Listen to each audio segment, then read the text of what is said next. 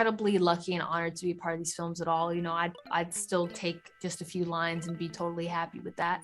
But I mean, when I first heard we were gonna do a film like this, I think it's obviously very ambitious. So I just was like, let me not get too married to what it's gonna be, because I don't know if they're gonna be able to pull it off, especially with COVID. And I mean, it's just like, it seemed like an impossible task, but yet again, you know, here we are. There's all these amazing, incredible villains from previous movies that I got to grow up with. So to see my Spider-Man fighting these villains is like something I never thought I'd see. So it's very special, very, very special.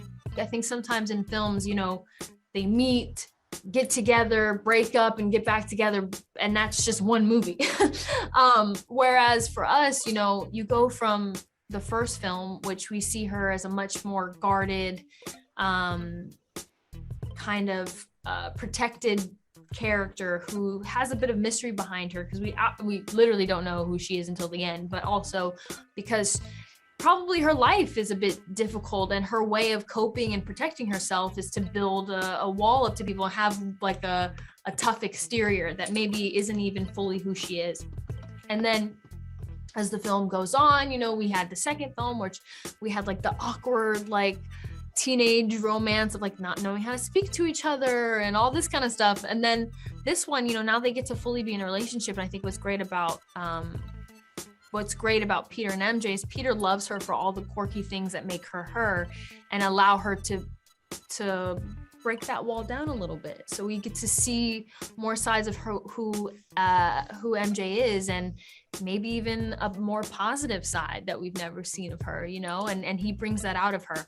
So it's been nice to kind of spend more time with the characters, spend more time with their love story, and not really have it be rushed at all. I have a lot of really special memories, but I would say this time around, because I love the art of filmmaking, but I also love learning. And you know, I asked John in the beginning if I could kind of shadow him and be on set while he was directing. And so basically I was there all the time, not every single day, but as much as I could. I would come even on the days that I didn't need to be there. So I got to see way more than I would have seen in any other films that we had shot before, because I was there.